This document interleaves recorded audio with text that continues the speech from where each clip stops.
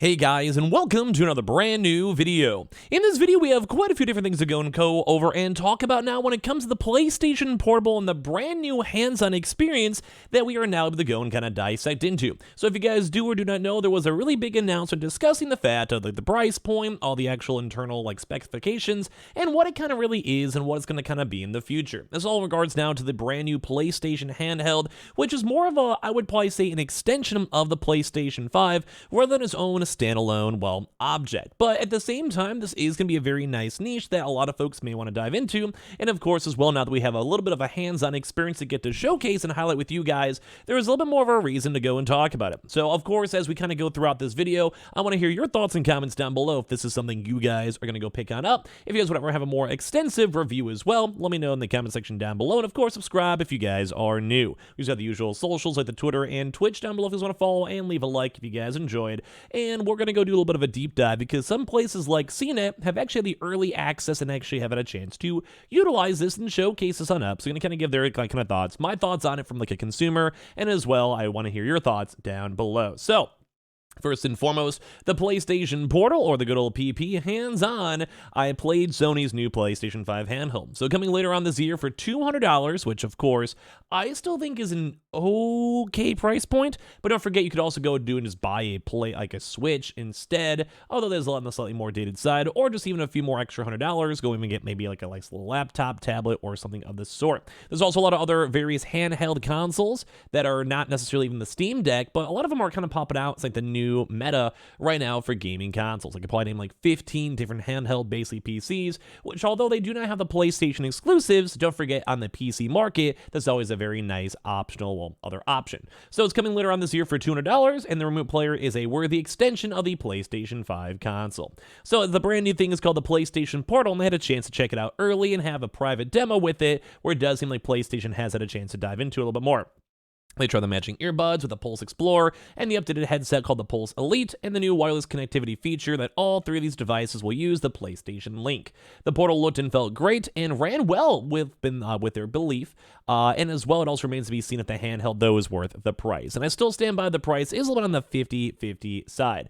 I do think it's a little bit expensive for what it is, although since it is more of an extension, it's not, you don't have to get it. It's more of a bonus if you really enjoy the PlayStation games, or if maybe you just have I always say, if you have maybe a brother, sister, maybe you have kids and you want to use the console yourself and they want to send the couch with you, go in their rooms or whatever, there is an actual valid reason for this. So first announced in May as Project Q, the PlayStation Portal remote player will cost $200, or as well around $400 Australian, 200 pounds, etc. And the pre-orders are set to start soon, Sony said, with the launch date sometime later on throughout this year, probably right before the holidays, and the Pulse Explorer earbuds are also launching later on this year, probably around the same exact time with that same $200 price point, and as well the headset will be $150. One thing to note up front, unlike the Nintendo Switch, Valve's Steam Deck, or Sony's original PSP handhelds for that matter, the Portal is a pure remote player, which is actually might be something that if you guys are curious, you may not want this. The remote player itself means that it's an extension of the PlayStation. So you have to have the game itself on your PlayStation console, and it somewhat Bluetooth streams it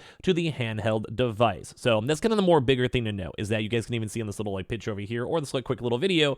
It's cool, but you need to have a PlayStation. So it's not you just walk on in, you buy this for $200 and you just want to play God of War or Horizon or Spider-Man. No, you still need to have the PlayStation 5 and then spend the money on this, like how it is with the PlayStation VR, which some folks a little bit sad about that one. I kept on making comments about how I wish the streaming was available for this too as well, the brand new PlayStation Plus streaming. So sadly, it's not there. So basically you use the Portal by streaming your games from a PS5. So this also kind of keeps you tied on into your house, which I think some folks are not the biggest fan of, because you may not be able to go on a train, bus, bring it to your friend's house, vacation, or whatever it might be, because you're not going to be anywhere near your console itself. So the idea, according to Sony, is to get the most out of a PS5 in your hands when you're not on a couch. The device has a 60 Hz, 8-inch LCD screen display, so 60 frames per second for the refreshing rate, and it's only an LCD screen. Although they do probably want to keep the cost down and probably be like $300 or so with an OLED, but still, it's kind of a meh solution. PlayStation says the text size is the sweet spot for long gaming sessions, which I do actually agree. On my critique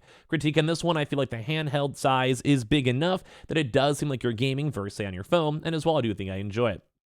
PlayStation says the size is basically the sweet spot too, and I want to hear your thoughts on it. You could basically read the text, won't be too small, won't be too on your eyes, and as well, it's still for the comfy vibe. They say the visuals look sharp and crisp for their hands-on experience. While they were quite happy to have the display, they do still prefer the OLED panel, and I do agree as well. The OLED just has way sharper colors, looks nicer, and is more 2023 than the LCD display would be, which is like a 2018, if anything like that. So they have higher contrast, greater color output, so it's a little bit on the lackluster side, especially compared to the Switch OLED, which is in theory kind of on the same market as well. It's also worth noting too that they said that the PlayStation Vita also even had an OLED screen, which is intriguing to go and see. Because like I said, the standardization more is on an OLED now. The portal though is light, probably somewhere between a Switch and Steam Deck, so it's right kind of in between, the smack dab. No definitive battery life was given, but the company is targeting something similar to the DualSense controllers, which is typically around 7 to 9 hours. And in theory, like that's probably the max you'd probably do for a one-day gaming session. Because don't forget, this is also like laying down. You could also even just charge it as you're in a PlayStation. You probably have a PlayStation at that time, so if somehow you go and degenerately play for 10 hours straight, yeah, you could probably just go recharge it on it. So battery life is still looking good. It appears like the visuals are still looking good. Everything's not too bad. This will say, speaking of the DualSense, the controls on either side of the handheld replicate the PS5 controller completely. And unlike a Switch, it's a detachable, and it's detachable Joy-Cons. The controls are more so fixed for this to the display. So like with the Steam Deck. So it's basically always in the one-on-one and one connected thing. That's all they're kind of going for with this. So I kind of prefer that though. Like I do like the all-in-one. The detachable stuff is fun for something like the Switch because it makes sense stylistically because you basically can either go on the docking or have handheld. This is probably be almost purely for handheld gaming, so it would make a lot of sense for everything to be all put together at once. So yeah, the haptics, the triggers, and microphone, and so on that you're used to in your PS5 are all still present on here.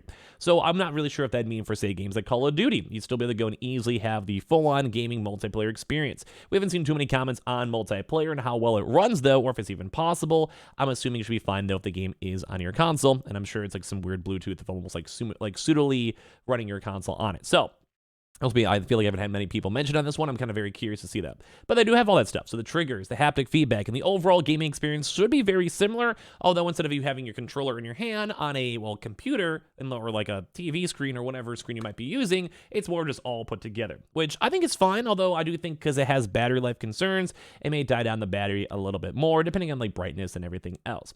So players can also access it too as well with the touchscreen on the actual front of the controller itself, which I think is also nice too. I think that's pretty standardization. The Switch has it. Most other things also have touchscreen. It's you kind of need it in this day and age for when it comes to these things. So I do like that. I approve of that. I think it looks nice. Now also players can also go and just have this nice little headphone jack if you guys would prefer that, instead of having the audio blaring, and then a USB-C charging port are on the back of the device as well. So you can still go and charge it up like a normal thing, and it doesn't seem too bad. Games like Astro's Playroom and Returnal felt exactly the same as they remembered playing them directly on the PlayStation 5. The one noticeable difference is that the analog sticks pads are a little smaller than the DualSense, and the rep told them that they were actually the same sticks found in the PSVR2 controllers. So they may have had to upgrade or a change up for that one, which is very nice and nifty to go and see. So I like this. I think it seems like a pretty cool product so far. And as I also want to go mention too, you can already stream PS5 games to other devices though, including your phone, tablet, or computer. So this isn't necessarily the most newer technology, but it is nice to see because we basically still use the same Sony's remote play capabilities and have a chance to utilize it. So instead of it being like a brand new feature, it's more of they're specifically making this like remote play feature more accessible and easy for folks to utilize, which I think is very nice to see. So despite the Portal still using the Wi-Fi ticket into the PS5, the company described it as a remote play turned up to 11, since it can now optimize the connections though too as well, between the handheld and the PS5, since it controls the hardware on both ends. So I think it's very cool. The same way some wireless headsets, mice, and keyboards may do via a 2.4 gigahertz dongle. So it's also, once again, because it's made by PlayStation, very optimized and efficient, which is very nice to see. So far we're seeing a lot of good stuff. Like, it's expensive and niche, but it's also well worth the price if this is something you guys would like. I myself would rather go for something like a Steam Deck because there's more options. Some games I'd rather play in my bed, think like a Stardew Valley, etc. But at the same time, this has good potential, especially if you're mainly into the PlayStation 5 ecosystem. So they also noticed no lag when playing Returnal as well. They also had basically kind of good issues and vibes with Astro's Playroom and God of War Ragnarok. Although they did go and want to say take this with a grain of salt, since it was just a demo room, only a few feet away from the PS5. So you also want to test out and see how bad the Wi-Fi might adjust it. Let's say you're maybe 3 rooms over or upstairs, it may actually have a little bit more lag when it comes to that, so keep that in mind. And on top of that, too, it also depends on your overall signal strength, because if it's streaming or using remote play, if your internet access is not as good, you could potentially have lag, or if there's multiple other people too as well. It really depends on so much different stuff too as well. But yeah, so it looks nice. At least it runs good. Now, also really quick note, they did say that the also earbuds are kind of also somewhat okay as well. They have the brand new planar magnetic drivers, which is somewhat newer technology, known for their really good audio quality, and both of them felt very good. The earbuds were light and comfortable, and it came with the case to store them and charge them, and as well they can connect to the portal with the PlayStation Link or Bluetooth too as well, and you also get the USB dongle that plugs into your PS5 if you want to get all these things all put together, because they will be selling the dongle separately if you guys want to pick that up in the future. So overall, it does kind of seem like the first impression. It seems good if this is a niche you guys would like, such as playing your PlayStation 5 games either around your house or your family and multiple things or whatever, but I still think it might be a little bit more on the niche side, and of course the price point's a little expensive because I wish it was slightly better qualities, but it still seems not that bad. So give me your thoughts and comments down below. Would love to hear it. Make sure you guys are subscribed with the notifications on. Are you just going to go pick one up yourself? Let me know in the comment section down below.